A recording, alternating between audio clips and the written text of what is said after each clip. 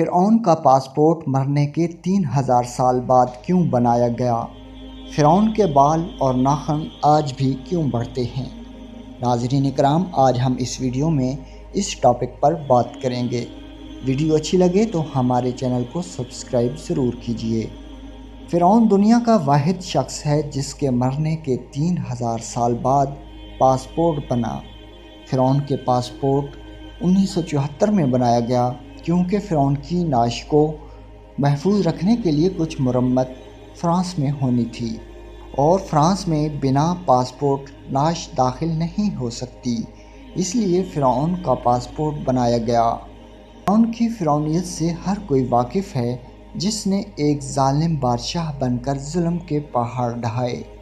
خداوندی کا دعویٰ کرنے والے مصری فرعون دوم کی لاش آج نشان عبرت کے طور پر میوزیم میں رکھی گئی ہے۔ فرعون کی لاش سے متعلق بہت سی ایسی راز موجود ہیں جن کے بارے میں بہت سے لوگوں کو نہیں پتہ۔ آج ہم آپ کو فرعون کے غرق ہونے اور اس کی لاش کے حوالے سے حیران کن حقائق بتائیں گے جو آپ کے لیے نئی معلومات ہوگی۔ ناظرین کرام، 1891 عیسوی سے قبل کوئی نہیں جانتا تھا کہ خدا کا دعویٰ کرنے والے فرعونوں کی لاشوں کا کیا ہوا تھا اور اس کے باقیات کہاں ہیں، یا کہیں ہیں بھی یا موجود نہیں ہیں۔ تمام آسمانی کتابوں میں اس واقعے کا ذکر تفصیل سے ملتا ہے کہ اللہ کے پیغمبر حضرت موسیٰ علیہ السلام اور بنی اسرائیل کی قوم کا پیچھا کرتا ہوا فرعون سمندر میں پانی میں اپنی فوج سمیت غرق ہو گیا تھا، جبکہ اللہ کے پیغمبر حضرت موسیٰ علیہ السلام اور ان کی قوم کو پانی کے درمیان سے راستہ بنا کر رب ذوالجلال نے خود دیا تھا۔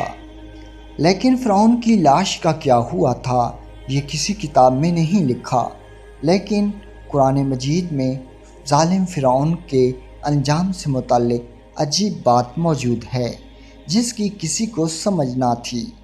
قرآن کریم کی سورہ یونس کی آیت نمبر 92 میں اللہ تعالیٰ نے ارشاد فرمایا، جس کا مفہوم یہ ہے کہ سو آج ہم تیری ہی لاش کو نجات دیں گے تاکہ تو ان کے لیے نشان عبرت ہو جو تیرے بعد ہیں، اور حقیقت یہ ہے کہ بہت سے آدمی ہماری نشانیوں سے غافل ہیں۔ یہ واقعہ آج سے 3500 سال قبل پیش آیا تھا۔ فرعون کے ڈوب کر مرنے کے بعد فرعون کی لاش کو اللہ کے حکم سے باہر پھینک دیا گیا تھا، جبکہ باقی لشکر کا کوئی نام و نشان نہ ملا۔ مصریوں میں سے ایک شخص نے ساحل پر پڑی فرعون کی لاش پہچان کر پہلے دربار کو بتایا، پھر اس کی لاش کو محل پہنچایا گیا۔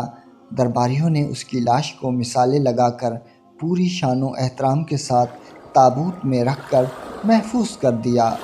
حنوط کرنے کے عمل کے دوران ان سے ایک غلطی ہو گئی تھی۔ فرعون چونکہ سمندر میں ڈوب کر ہلاک ہوا تھا اور مرنے کے بعد کچھ عرصے تک پانی میں رہنے کے باعث اس کے جسم پر سمندری نمکیات کی ایک تہہ جمی رہ گئی تھی۔ مصریوں نے اس کی لاش پر نمکیات کی وہ تہہ اسی طرح رہنے دی اور اسے اسی طرح حنوط کر دیا۔ اللہ کی کتاب قرآن کریم میں فرعونوں کے قصے بڑی تفصیل کے ساتھ بیان کیے گئے ہیں، اور اسی سلسلے میں اس فرعون کا جسم محفوظ کرنے کے متعلق آیات بھی نازل ہوئی تھی۔ سال 1871 میں مصر کے شہر الغورنیہ سے تعلق رکھنے والے غریب اور معمولی چور احمد عبد الرسول کو فرعونوں کی حنوط شدہ لاشوں کی طرف جانے والے خفیہ راستے تک رسائی مل گئی۔ احمد عبد الرسول نوادرات چوری کر کے بیچا کرتا تھا۔ ایک دن وہ دریا کے کنارے کے قریب تبیسہ کے مقام پر اسی سلسلے میں پھر رہا تھا جب اسے اس خفیہ سرنگ کا راستہ معلوم ہوا۔ جب وہ وہاں نوادرات چوری کرنے کے لیے سرنگ کھود رہا تھا تب اسے کچھ لوگوں نے پکڑ لیا اور پولیس کے حوالے کر دیا۔ اس جگہ کی مسلسل کھدائی عمل میں لائی گئی اور سال 1891 کو دوسری ممیوں کے ساتھ فرعون کی لاش بھی ملی۔ اس کے کفن پر سینے کے مقام پر اس کا نام درج تھا۔ اس کی لاش پر تحقیق کی گئی تو اس بات کی تصدیق ہو گئی کہ وہ فرعون کی لاش ہے۔ سال 1986 میں فرعون کی ممی خراب ہونے لگی تو اس وقت کی مصری حکومت نے فرانس کی حکومت سے درخواست کی کہ فرعون کی ممی کو خراب ہونے سے بچایا جائے۔ جدید سائنسی ذرائع سے اس کی موت کی وجہ بھی معلوم کی جائے۔ بعد ازاں فرعون کی ممی کو فرانس لے جایا گیا اور اس کے لیے باقاعدہ فرعون کا پاسپورٹ بھی بنایا گیا تھا، کیونکہ اس وقت کے فرانس کے قانون کے مطابق لاشوں کا بھی پاسپورٹ بنایا جاتا تھا۔ فرانسیسی حکومت نے بہت شان و شوکت اور کسی عظیم زندہ بادشاہ کی طرح فرعون کی ممی کا ایئرپورٹ پر استقبال کیا۔ اس کے بعد فرعون کی ممی کو ماہر ڈاکٹر کی ٹیم کے حوالے کیا گیا۔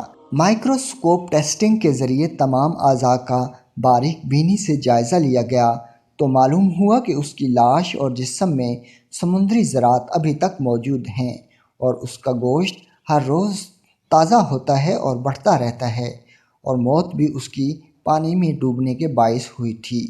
ڈاکٹر کو علم تھا کہ لاش کسی اسلامی ملک سے ملی ہے۔ تجسس کے ہاتھوں وہ مجبور ہو کر فرانسیسی ڈاکٹر مورس مصر گئے، جہاں انہوں نے ایک مصری سائنسدان سے ملاقات کی۔